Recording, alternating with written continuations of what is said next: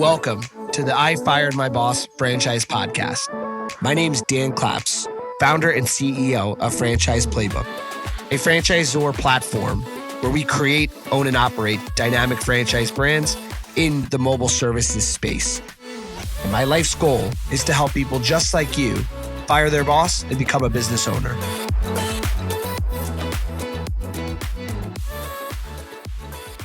Hello, and welcome to another episode of the I Fired My Boss podcast with your host, Dan Claps. I've got a special guest in person here in Wisconsin, our very own Karen Wenning from Suttle-Straus, my franchise friend, and in the past couple of years, my Wisconsin, Madison friend. The only franchise person I know in Madison outside of maybe, well, there's a few, right? I mean, there's a few. There's, Culver's. That's just outside of Madison. And then we have Batteries Plus in Milwaukee, but really nobody close here. But even like people-wise, there's Sam Schweitzer. Mm-hmm. She's in Madison. Mm-hmm. Who else? There's a few in your group. There's Meg group. Schmitz. Meg Schmidt. Mm-hmm. Right. She's not in Madison though, right? Milwaukee area. Milwaukee. Cool. Well, cool. I guess to start this off, give the audience just a little bit about your background. Absolutely. I've been with Suttle-Straus this week, 18 years, which is kind of hard to imagine. Yeah. Right? I started out there as a marketing director, did that for several years, moved into a sales position based on a client need, and discovered franchising and kind of became a CFE, got my CFE, and never left. That's amazing. Did you think when you joined the company / franchising, it would be a 18-year career? Absolutely not. When I joined, I was 5 months pregnant with twins. Yeah. That was 18 years ago. They turned 18 this year. Wow. March. I absolutely thought I was going to be there until I had those babies, and then I would move on. Yeah. That's so funny. And you just, what is it about? It's so interesting, like culture is everything, right? Like, I assume that's one of the main reasons you've stayed with one company for that time. Like, what is it about the company that's kept you there? I would definitely say it's the people. Many of the people have been there longer than I have, so they really have that expertise. But I think customer care is huge. There's a huge emphasis on taking care of the customer and giving employees the ownership to do that. That is very appealing to me. And it's given me the opportunity to really grow as an individual at that organization. Right. Well, and it's interesting. So when did you start attending? We've met obviously on the franchise circuit for years. Like, how long have you been going to IFA and different franchise functions? Really focused entirely on franchising for the past 11 years. That's really all that I do now. Our company does other things. We have a specialist in nonprofits, for example. We do a lot of work there, athletics, things like that. But I only focus in franchising, and that's where my focus has been for those last 10, 11 years. Yeah. Well, it's interesting. Like, I know you definitely have a deep relationship with our company. You've been, I think you've worked out with some of our franchise owners at Orange Theory, or no? Yes, Orange Theory. You have Went to Barry's. Went to Barry's. We've been to Barry's. You're in a group with our Erica, our Madison franchise, or your women's franchise group. Correct. And then something recently. No, didn't something happened? Did you use us as a... Yeah, absolutely. I used you. So I met Erica. She attended our Women in Franchising event back in June. And had a couple of other opportunities to meet her through the annual conference. And in about September, I decided that, hey, maybe I needed to have my carpets cleaned. Yeah. And so I reached out, and they came, they did an amazing job. And, I knew Erica, and part of it is because I knew you, and there's, a level of trust that comes with a franchise. You know that if it's a national franchise, then you can trust them. Because sometimes having someone come into your home can be a bit unsettling. Sure. Is my husband going to be home? Are my kids going to be there? Do I have a teenage daughter? Sure. All of these things kind of run through your head when you're inviting someone to come into your home. Sure.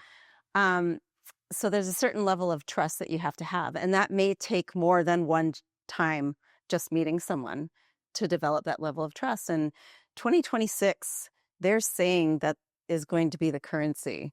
Trust will be the currency of 2026 because people don't know what they can believe anymore. Yeah. They don't know what they can believe in AI. They don't know what they can believe on the internet or who's trying to sell them what on Instagram, for example. Yeah. Right. Yeah. So trust is going to be really important, Right. especially when you're having someone come into your home. Well, of course, they did an amazing job. You know, it was less than a $500 job. I am sure that it was probably pretty low margin for them, right? What she didn't know at the time was that my husband owns apartment buildings. And so they came in and did a carpet cleaning in September. On October 10th, there was a fire in one of my husband's buildings. And that was a Friday. And he called me and he said, hey, my person is no longer available that did all the restoration in our house when we had multiple water damage, sewer backups, whatever happened over the years. Sure. Can you give me your person at Voda? And so I reached out to Erica. And the first thing that she said was not, what's your husband's number? Where's this event taking place? You know what she said to me? This really stuck with me. She said, Karen, I am so sorry that this happened. Yeah. I'm not going to forget that. Yeah. Right? Yeah. That's awesome. You know, it's so interesting too. Well, we teach something similar, like in our training around, you know, someone calls every water event. First thing you should say is like, is everyone okay? Or I'm sorry that happened. So it's awesome that Erica did that. I don't think she would do that just because of our training. That's who she is, right? That's who she is as a person. But I just want to break that down for a second. So, you know, for those that are listening, if you're maybe a franchise owner in the system or thinking about joining, this is the whole beauty of our model, right? You go, you clean carpets, it's low average ticket. Maybe you don't make a ton of money on it, but you do right by the customer. And then that leads to more opportunities. So if we had not cleaned your carpets, it may not have been top of mind, right? But we were in your home, we were providing a service. I don't know if your husband was home at that time, but it probably made some element of a difference that you both thought of us during that time. Did everything work out getting the cleaned up? Yes, absolutely. Actually, it's still in progress, probably another week until it's finished, because imagine that, you know, the fire inspector closes it down over the weekend, so they can't come in. Nobody can come in because they need to do their inspection. And then there's this ongoing battle, if you will, with the insurance and the insurance wanting to use somebody else and my husband insisting that no. So then over that course of that time, it leads to more damage, right? There's mold because that water's been sitting there. Right. So now we're doing mold remediation as well as, you know, cleaning up from the hallway from just the smoke and cleaning the lower apartment that had all this water damage, right? There's a lot more that becomes involved. Right. But I think what's interesting to me as a marketer is I work with a lot of brands and, you know, they might be doing some sort of a campaign where, you know, maybe it's a direct mail campaign and it's a connected mail and they're going to get several touches. And maybe they only convert 3 or 4 or 5 people that will actually make a decision to have their carpet cleaned. And again, that's low margin. And so that doesn't show a huge ROI on the job. I am certain that when Erica met me, how many touches did it take before I decided and how long did it take? It took me from June 3 months to make a decision, right, to go with Voda. And then, you know, how many touches did we have in there? Several.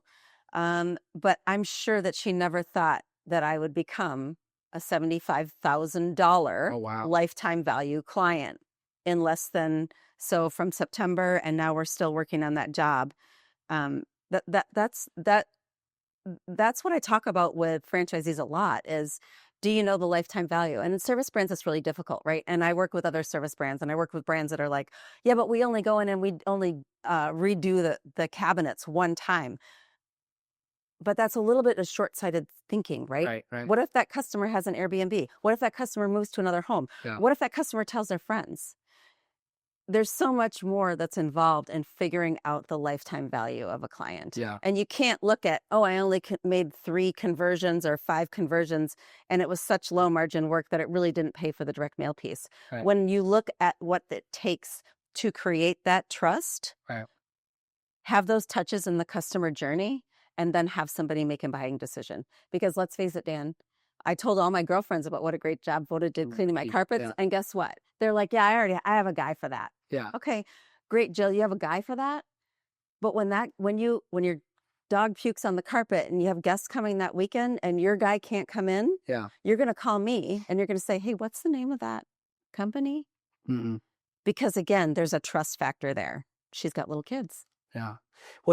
First of all, I didn't realize it was that large of a fire. So that's sorry. I am sorry you're going through that, because I had a fire in my office years ago in my previous business. We were above it was a office like this that we're in, a strip center, but below us was a pizza restaurant, and they caught on fire. A whole office went on fire, and it's months. It was 2 months of dealing with it, and it's like just a headache. And we were fortunate to have a decent company as well, which makes all the difference. It's like, I'm glad that, it's been as good of an experience as you can have during that time.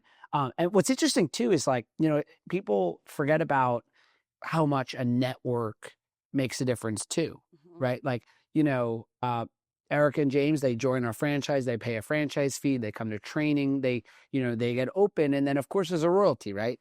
But like, how many things are related to connections? Like, I think, I'm not taking credit for it, right? But like, being a supplier partner to our business opened a door, right? Because you're part of a network, you have just more of a web of people. And then, that led to multiple touches, then the carpet cleaning, and then the fire loss. And it's so true with connected mail as well, and direct mail. I've come to realize, I'll tell you a crazy story. So I post on LinkedIn every day, religiously. Mm-hmm. And I was talking to a franchise consultant who I know well, and they said, Dan, I see you post on Instagram all the time. Why don't you post on LinkedIn? I said, what do you mean? Like, I post every single day. Mm-hmm. And it turned out he actually texted me a few days later, and he liked a bunch of my posts. He said, I want to get on your algorithm so I get the content. But the point of the story is that you think that people are hearing you or seeing you because you sent them one mail piece or you did one ad. And it's like, you have to touch, in any business, doesn't have to be restoration, but any business, 6-7 times before they even see you. Or is that the stat, or is it more? I mean, it depends, right? It depends on how well you're known. Like, first of all, with going with a franchise, with going with Voda, you have instant credibility, right? So that's going to help. But going into a new market where they've never heard of Voda, I mean, it could take 20 or 30 touches before someone's going to make a decision. And when I say make a decision, it's not a decision to buy. It's a decision to, hey, should I go to their website? Hey, should I pick up the phone? Mm-hmm. So can you imagine how important that first interaction is? Picking up that phone interaction? Somebody better answer the call. Yeah. Right? Yeah, so true. And you're right. Like, you have to have a good enough website that converts them, and then a good enough phone call, real script and process. That's fascinating, though. It goes to show that I really appreciate you shared that, because a lot of times when we talk to franchise owners, it's like, well, I paid Google $100 to get the carpet cleaning job, and the carpet cleaning job was only X number of dollars. It wasn't worth it. It's like, well, no, that was a revenue that led to, it's like marketing for you. Like, that's going to lead to other jobs. And it happens all the time. Like, we'll clean someone's carpets, and then we do a great job, and they're like, by the way, I'm a plumber, and I could refer you a ton of water loss. Of course. That's so cool. So well, incidentally, Erica's coming back next week to do the grout cleaning. There you go. Or Erica's crew, I should say. There you go. In my home. Oh yeah. Yeah, and she did a great job in the first one, then the second thing, and now the third, and then that just keeps repeating, where you have friends that you tell. But I think it's the same thing with your business. Like, I think one of the things I'm proud of at Voda is, and I give a lot of credit to Zach for this, but I have the same mindset, which is, our supplier partners are truly partners. And, in our industry, like, you do a great job with us. It's very easy for me to say, this is who we use for this side of marketing. It's just, like you said, you guys, your company puts the customer first, and we can see that at Voda for sure. It's a real relationship, which, I mean, think about it. Like, I mean, there's lots of options when it comes to print or different, connected mail. Most apparel, everybody's got a guy, right? Right. Everybody's got a guy. And it's like, I wouldn't even think of using someone else because of the relationship we have. And yes, the service is great too. You can't have, nice relationship with a bad service, but when you have both, it's like the loyalty's there. That's right there. What makes me feel proud and what makes me stay at Suttle-Straus. To the original question. Mhm. Huh. So it's the integrity of the service. Mhm. Yeah. And the relationships. I mean, it's all about relationships. And I think that's going to become even more important as we move through AI and as we move through, you know, the inevitable changes. Yeah. I mean, I make a ton of content and Teddy does all the content and we've been making these like produced videos. And just the other day, I was like, you know what? I'm just gonna take my phone. I'm just gonna talk into it like I'm FaceTiming someone. And it's getting more traction than any of our produced videos because people just want like raw, like real relationships. To tag along to what you said earlier about the LinkedIn, the algorithm and authentic content. I had a post go viral right before Christmas. Okay. And it was a post and it reminds me of you because I noticed one of your videos recently was how you write personal notes to people. Right. So just before Christmas, my son, who's in high school, got accolades for football, athletic accolades. And Craig Culver sent him, of Culver's Restaurants founder, sent him a personal handwritten note as well as a bunch of swag. I posted that on LinkedIn because I was so, again, it's about how people make you feel. Yeah. I was so impressed that he would do that. Yeah. And that post went viral. Wow. 872 likes. Wow. 10 reshares and 62 comments. 10 reshares, 62 comments. How many impressions do you know? Over 20,000, I think. Wow.